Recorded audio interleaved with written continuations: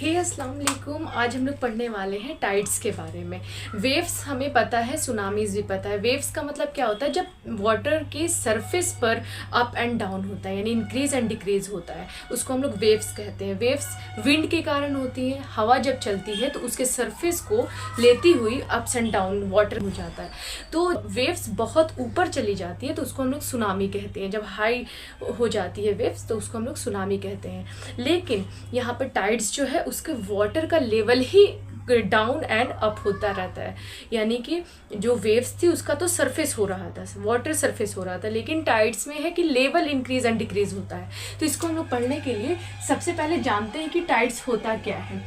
The rhythmic rise and fall of ocean water, ध्यान से देखिए, ओशियन का पूरा वाटर इंक्रीज एंड डिक्रीज होता है। लेवल ट्वाइस यानी कि एक दिन में twice in a day is called tide, यानी एक दिन में 2 बार ओशियन का वाटर लेवल वो कभी इंक्रीज हो रहा है, कभी डिक्रीज हो रहा है।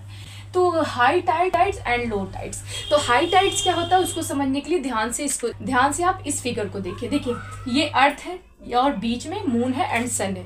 तो सन का ग्रेविटेशनल पुल होगा, ठीक है, और मून भी अर्थ को ग्रेविटी के कारण खींचता है। जैसे फॉर एग्जांपल अगर हम मार्कर को छोड़ें तो वो नीचे गिर जाएगा, तो क्या नीचे कोई खींच रहा है? नीचे जो है ये ग्रेविटेशन के कारण गिरेगा। अर्थ जो है वो ग्रेविटेशन शो करती है, ठीक के कारण ये जो मार्कर है वो नीचे गिर जाएगा। उसी तरह मून जो है वो अर्थ को खींचता है, ठीक है, खींचता है, और सन भी कुछ ग्रेविटेशनल पुल दिखाता है, जिसकी वजह से यहाँ पर एक बल्ज बन जाता है वाटर का।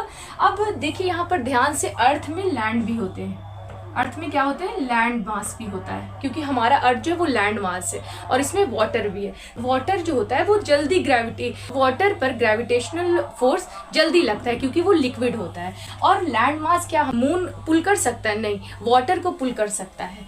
तो वाटर बल्ज बना देता है, ठीक है। तो यहाँ पर वाटर का जब बल्ज बनेगा तो यहाँ पर जो ओशियन वाटर है वो इंक्रीज होगा, क्योंकि यहाँ पर अर्थ का वाटर भी ऐड हो जाएगा ओशियन वाटर में, जिसकी वजह से यहाँ पर ओशियन का जो वाटर है वो इंक्रीज हो जाएगा,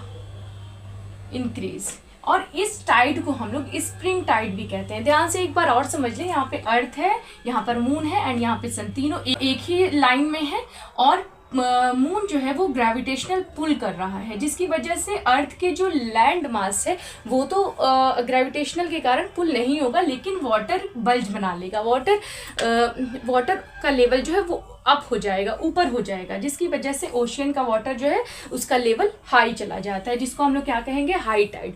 तो इस टाइड को हम लोग स्प्रिंग टाइड भी कहते हैं, क्योंकि सन, मून एंड अर्थ एक ही लाइन में आ जाते हैं। अब हम लोग लो टाइड्स को जानते हैं कि लो टाइड्स में क्या होता है? ओशियन वाटर जो होता है उसका लेवल नीचे चला जाता है। वो वाटर जाता कहाँ है?